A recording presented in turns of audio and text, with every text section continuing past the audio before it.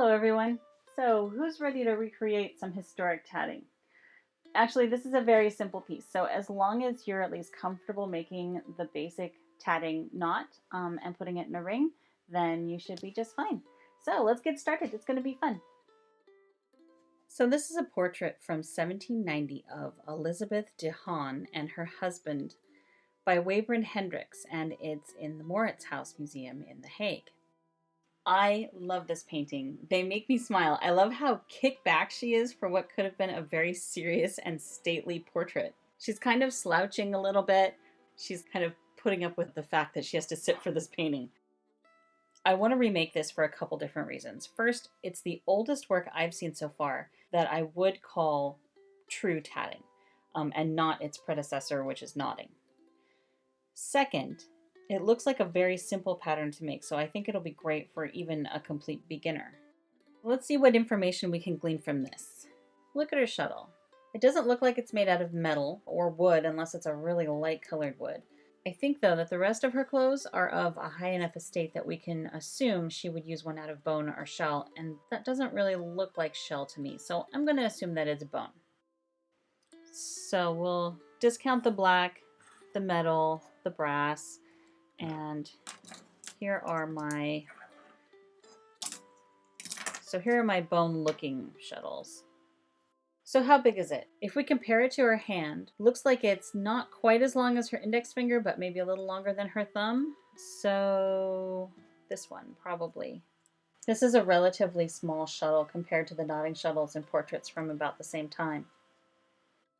And notice that she's making tatting, but wearing a completely different lace.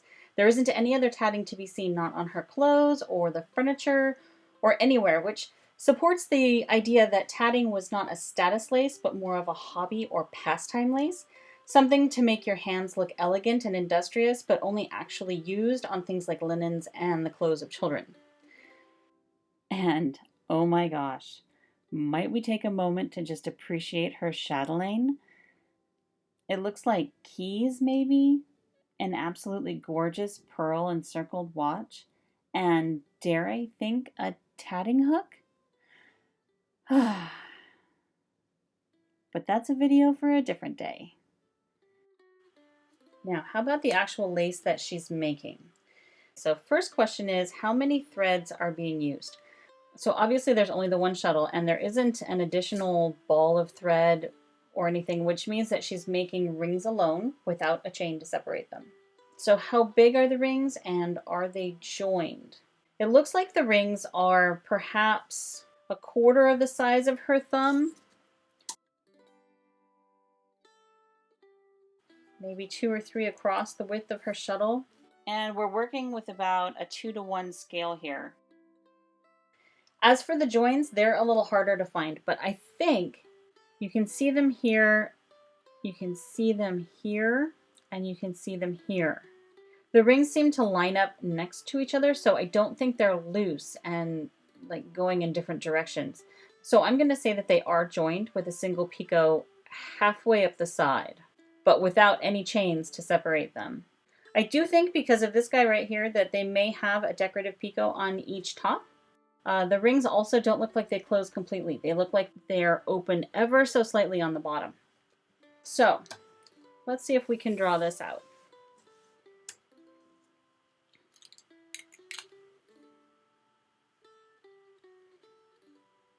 All right, we're going to have our rings that don't actually close along the bottom.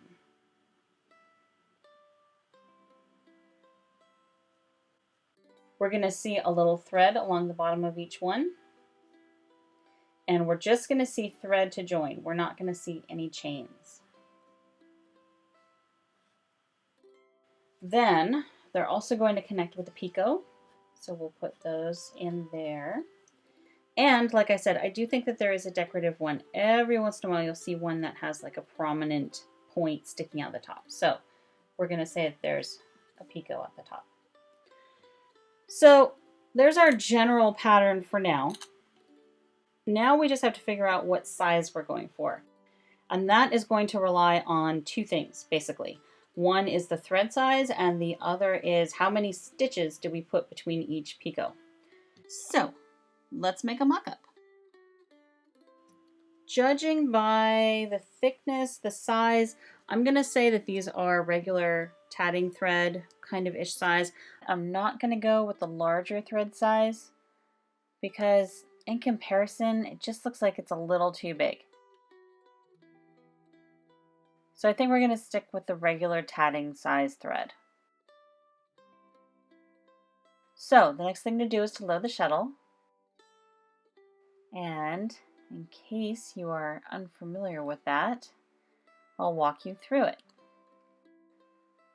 So you thread your string through the eye of the shuttle. Then you can either tie it off or you can hold it in place. And start winding it up.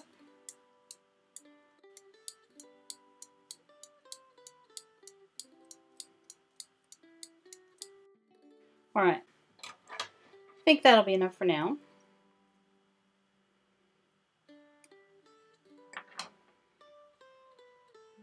Put that over there.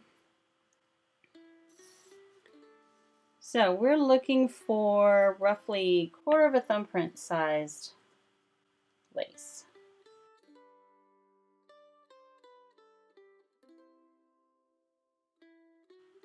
So something that sized. Because this is such a simple pattern, all we'll need is the basic tatting knot and some picots to join them together. So it's going to be fairly simple. Hold it with whichever finger you prefer, wrap it around.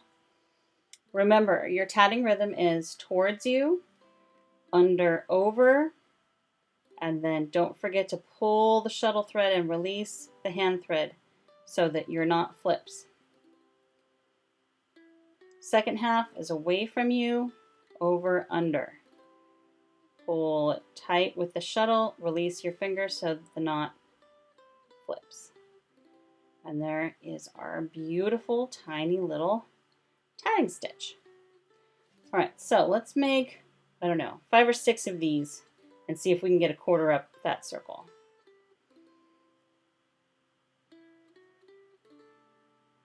Towards you, under, over, flip.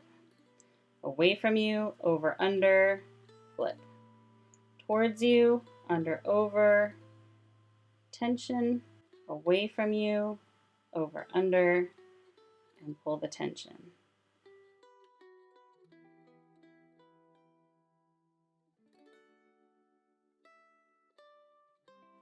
Now we have 7 little knots.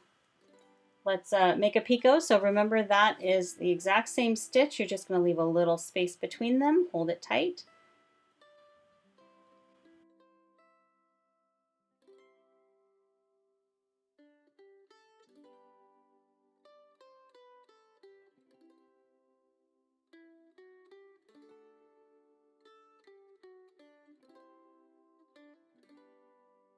So here we have 7.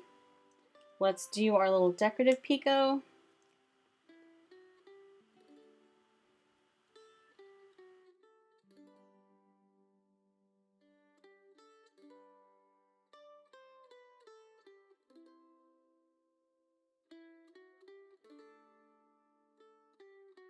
right, so let's make the final picot that we'll use to join with the next one when it comes around. So we'll make 7 more towards you, under, over, flip the knot, hold it before you close it up.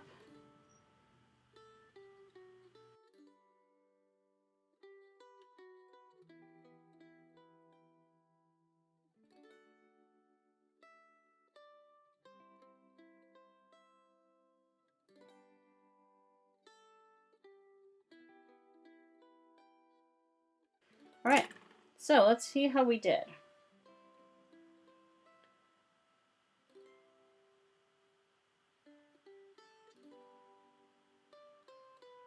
But maybe not close it up completely.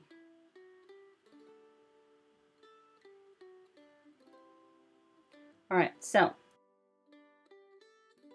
although this fits our little pattern here, I'm gonna say I think it's too big to fit this pattern. So what we're gonna do is we're gonna shrink this down a little bit. So instead of making 7 on each one, let's make, we just do 5. Yeah, let's do that. All right, so to make it look a little more realistic, let's say 5. All right. So, towards you, under, over, pull the tension, away from you, over, under, and pull the tension.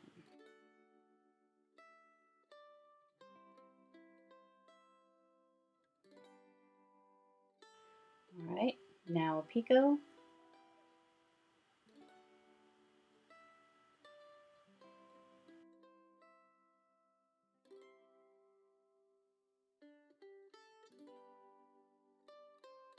Now our little decorative picot.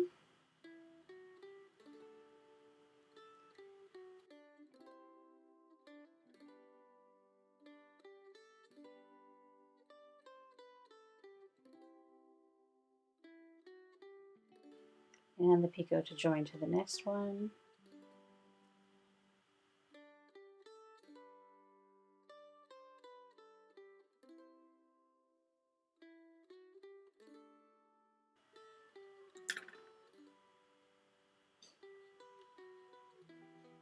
Leave it ever so slightly open. All right, now we'll start the next ring a little ways away so that we're not, we can end up with a straight piece and not one that'll turn.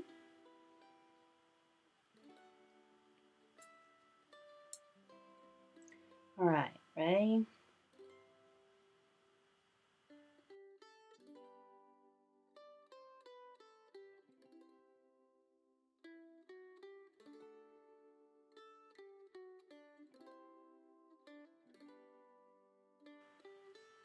So since our shuttle doesn't have a hook, and I'm assuming that you are not currently wearing your chatelaine with an amazing tatting hook on it like our friend Ms. Elisabeth here has, just grab a crochet hook that'll fit through the picot, line the hand thread up behind the picot, scoop in and pull it up through. Now, that's the loop you want to put your shuttle through and tighten it down. All right, 5 more.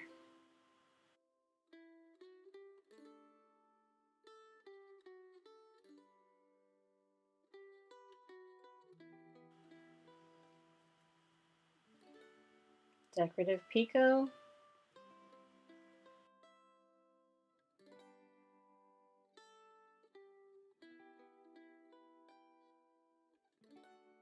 Okay, and there's 5. So we need one more picot to join to the next one when we get there.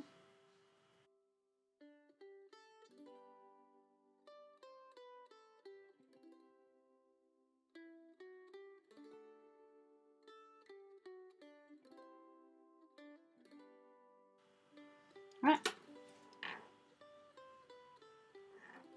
We'll tighten it up.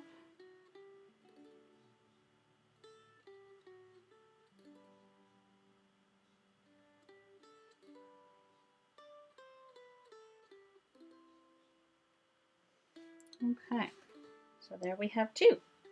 Now, let's make, I don't know, there's probably 20 on there, but we'll make a couple more.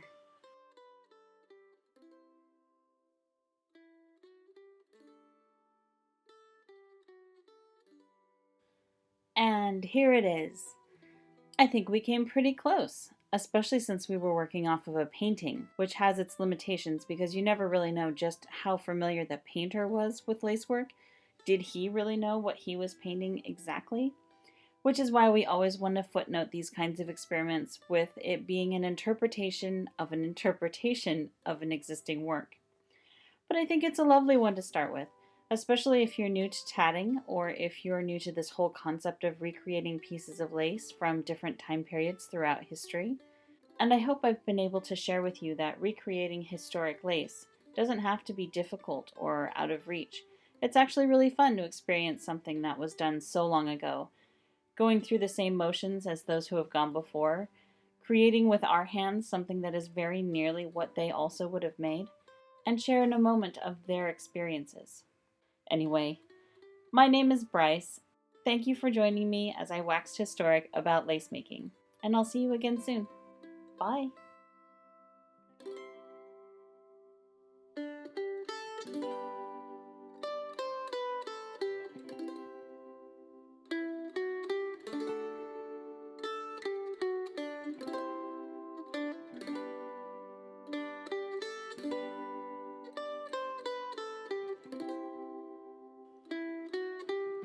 Tschüss.